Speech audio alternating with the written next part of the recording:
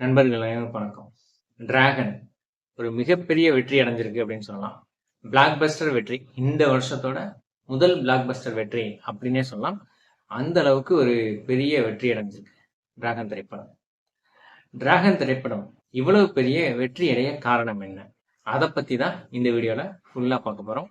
So அதை பத்தி இன்ட்ரெஸ்டிங்கான இன்ஃபர்மேஷன் நிறைய சொல்ல போறேன். ஸோ அதையெல்லாம் தெரிஞ்சுக்க இந்த வீடியோவை ஸ்கிப் பண்ணாம ஃபுல்லா பாருங்க. சரியா படிக்காம போக்கிரித்தனம் பண்ற ஒருத்தன் குறுக்கு வழியில சாதிக்க நினைக்கிறான். ஆனா குறுக்கு வழியில சாதிக்க முடியாம அதனால பிரச்சனைகளை சந்திச்சு நேர்மையின் பக்கம் திரும்புறான். இதுதான் இந்த படத்தோட ஒன்லைன். ஸோ இது மாதிரி ஏற்கனவே நிறைய கதைகள் வந்திருக்கே. இந்த மாதிரி தமிழ் சினிமால நம்ம நிறைய கதைகள் பார்த்துருக்கோம். இது வழக்கமான ஒரு கதையா தான் இருக்கும் அப்படின்னு சொல்லிட்டு இந்த கதையை மட்டும் கேட்கறவங்களுக்கு அப்படிதான் தோணும். ஸோ இந்த மாதிரி நிறைய கதைகள் வந்துருச்சு, இது எதுக்கு நம்ம முக்கியத்துவம் கொடுத்து பார்க்கணும் அப்படின்ற இதுல சொல்லப்பட்ட திரைக்கதை, அது சொன்ன விதம், இதுதான் இந்த படத்தை முற்றிலும் வேறுபடுத்தி காட்டியிருக்கு அப்படின்னே சொல்லலாம். இந்த படம் மக்களுக்கு ஏன் இவ்வளவு பிடிச்சிருக்கு, இதுக்கு ஒரு முக்கிய காரணம் மிகப்பெரிய அளவு ஆடியன்ஸ் ஈர்க்கணும் அப்படின்னா அது கொஞ்சம் மிடில் கிளாஸ் ஸ்டோரியா இருக்கணும். ஸோ இந்த படம் ஒரு மிடில் கிளாஸ் ஸ்டோரி தான். ஏன்னா பெரும்பான்மையான மக்கள் இந்தியாவில் மிடில் கிளாஸ் தான் இருக்காங்க. ஸோ அவங்கள ரெப்ரசன்ட் பண்ற விதமா இந்த கதை இருக்கு அப்படின்றதுனால இது ஈஸியா எல்லாருனாலையும் ரிலேட் பண்ணிக்க முடியுது. ஈவன் ரிச் பீப்புள்ஸ்னாலையும் அந்த மிடில் கிளாஸ் பீப்புள்ஸ் என்ன மாதிரியான கஷ்டங்கள் படுறாங்க அப்படின்ற மாதிரி அவங்க ரிலேட் பண்ணிக்க முடியும். ஸோ அப்படி இருக்கிறதுனால தான் இது எல்லா ஆடியன்ஸையும் போய் ரீச் ஆயிருக்கு அப்படின்ற மாதிரி நான் நினைக்கிறேன். ஸோ படத்தோட கதை சிம்பிளான கதை தான். அதுல எழுதுற திரைக்கதை தான் ஒரு படத்தோட வெற்றியை நிர்ணயிக்கும். ஸோ படத்தோட கதை சூப்பரா இருக்கும், ஒரு வித்தியாசமான கதையா இருக்கும். இது வரைக்கும் நம்ம பழக்கப்பட்டாத ஜானரா இருக்கும், அந்த மாதிரிலாம் இருக்கும். ஆனா திரைக்கதை சொதப்பலாக படம் பெரிய அளவு வெற்றி பெற முடியாம போயிடும். அந்த மாதிரி நம்ம பல உதாரணங்கள் பெரிய நடிகர்களோட படங்களையும் பார்த்துருக்கோம். இந்த படத்துல பலமே அந்த படத்தோட திரைக்கதை தான். ஸோ இப்ப வர்ற இயக்குனர்கள், புது இயக்குனர்கள் எல்லார்கிட்டையும் அந்த திரைக்கதையை உட்கார்ந்து முழுமையா எழுதுற தன்மைன்றது இருக்கு. இப்போ நிறைய இளைஞர்கள் நடிக்கிறதுக்கு வராம இயக்குனரா வர்றதுக்கு வராங்க. ஸோ அந்த அளவுக்கு டைரக்ஷன் மேல ஒரு பேஷனோட வராங்க. அது நிறையவே தெரியுது. ஸோ அது அந்த தமிழ் சினிமாவோட அந்த ஒரு சேஞ்சிலையும் நமக்கு விசிபிளா தெரியுது. ஏன்னா முன்னாடிலாம் மலையாள படங்கள் தான் இந்த மாதிரி ஒரு ஒரு கதையை எடுத்துக்கிட்டு அதுல இன்ட்ரெஸ்டிங்கான ஸ்கிரீன் பிளே வச்சு சிறப்பாக கொடுப்பாங்க. ஸோ அந்த மாதிரி இப்போ தமிழ் படங்களும் கொடுக்க ஆரம்பிச்சிட்டாங்க அப்படின்ற மாதிரி இப்போ மலையாள நடிகர்கள் கூட சொல்றதை நம்ம பார்க்குறோம். அந்த மாதிரி இந்த படம் திரைக்கதையில ரொம்பவே சுவாரஸ்யப்படுத்திருக்கு அப்படின்னு சொல்லலாம். ஸோ இந்த படம் வெற்றி அடைஞ்சதுக்கு இன்னொரு காரணம் ஒவ்வொரு கதாபாத்திரமும் வடிவமைக்கப்பட்ட விதம். ஸோ இதுல முக்கியமா 6 கதாபாத்திரங்கள் இருக்கு. ஸோ அதுல ஹீரோ, அவர் மெயின் கதாபாத்திரம். அதுக்கப்புறம் கல்லூரியோட முதல்வர் மிஷ்கின், அவர் ஒரு முக்கியமான கதாபாத்திரம். ஹீரோவோட அப்பா ஜார்ஜ் மையம், அவர் ஒரு முக்கியமான கதாபாத்திரம். ஹீரோவோட காதலி அனுபமா பரமேஸ்வரன், அவரும் ஒரு முக்கியமான கதாபாத்திரம். ஸோ அதுக்கப்புறம் 5ஆவதா, அதாவது ஒரு உயிர் இல்லாம இன்னொரு கதாபாத்திரம், அது என்ன அப்படின்னா நேர்மை அப்படின்ற ஒரு கதாபாத்திரம். ஸோ 6ஆவதா ஒரு கதாபாத்திரம் இருக்கு. ஸோ அந்த கதாபாத்திரம் அதுவும் உயிர் இல்லாம தான் இருக்கும், பட் உயிர் இருக்கு ஆனா இல்லை, அந்த மாதிரி ஒரு கதாபாத்திரம். அது என்ன அப்படின்னு சொல்லிட்டு கடைசியில சொல்றேன், அந்த 6ஆவது கதாபாத்திரம் என்ன அப்படின்னு சொல்லிட்டு. ஸோ இந்த 5 கதாபாத்திரங்களும் வடிவமைக்கப்பட்ட விதம், ஸோ அந்த நேர்மைன்ற அந்த ஒரு தன்மையும் ஒரு கதாபாத்திரமா நான் அப்படி பார்க்குறேன்.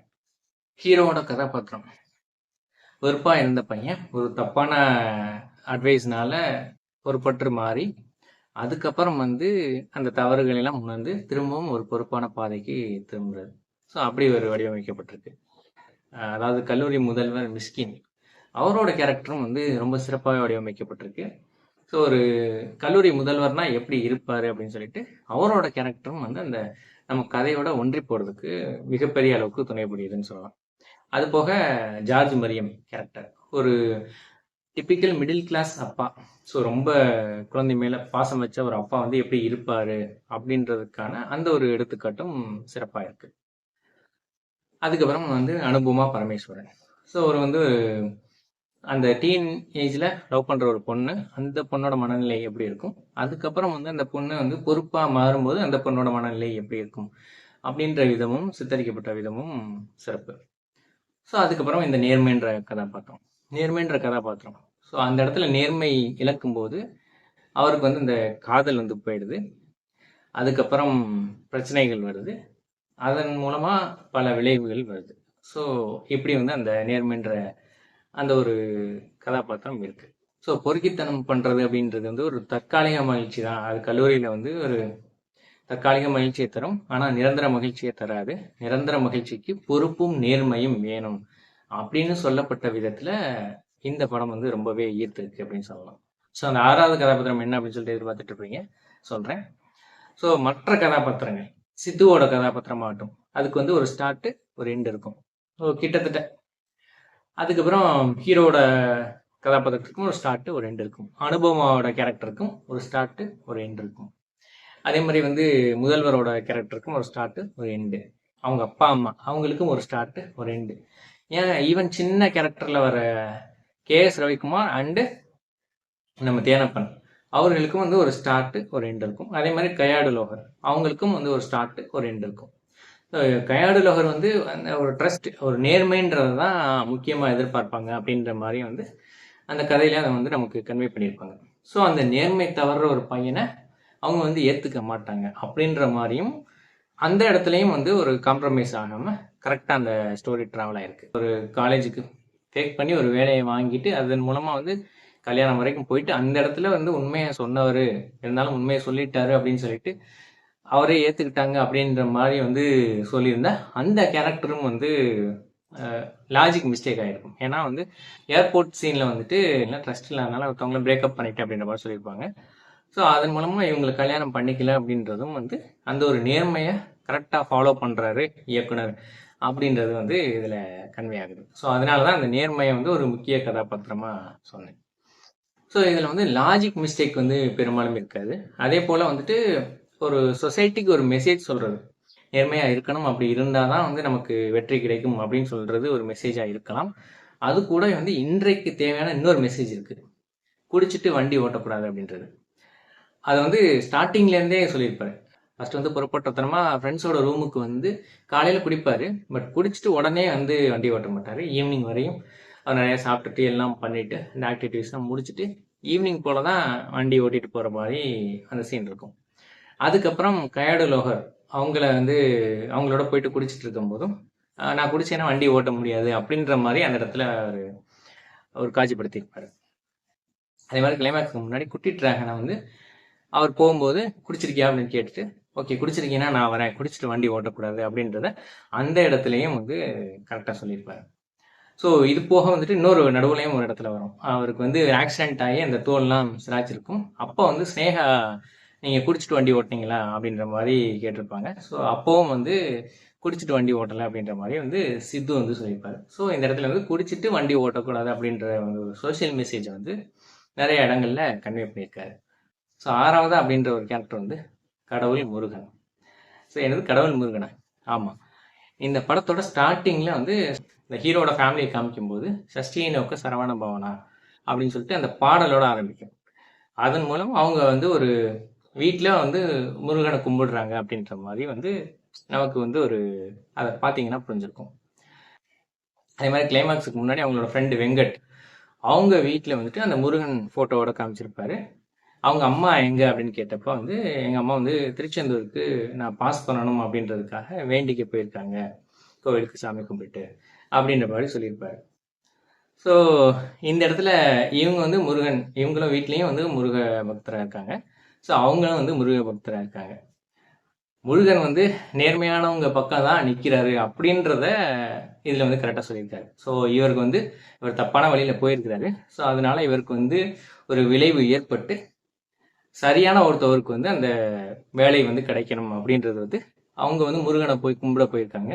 ஸோ முருகன் வந்து அதுக்கு உதவி பண்ணியிருக்காரு அப்படின்ற மாதிரியும் இதில் கன்வே ஆகுது. ஸோ இதில் வந்து இன்னொரு இன்ட்ரெஸ்டிங் ஃபேக்டர் என்ன அப்படின்னா, ஸோ இந்த ரெண்டையும் கனெக்ட் பண்ணுற ஒரு கேரக்டர், அதுதான் மிஷ்கின்.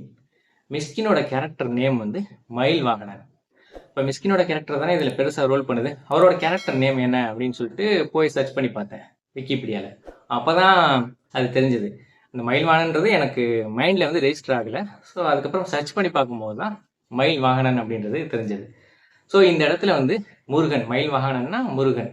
ஸோ முருகன் வந்து அந்த ஒரு மனித வடிவங்கள வந்துட்டு இந்த தவறான செயலை வந்து கண்டுபிடிச்சு சரியான ஒருத்தவருக்கு வந்து வேலையை வழங்குறதுக்கும் உதவி பண்ணியிருக்காரு அப்படின்ற மாதிரி வந்து இது கனெக்ட் ஆகுது. ஸோ இது வந்து ஒரு இன்ட்ரெஸ்டிங் ஃபேக்டாக இருந்துச்சு.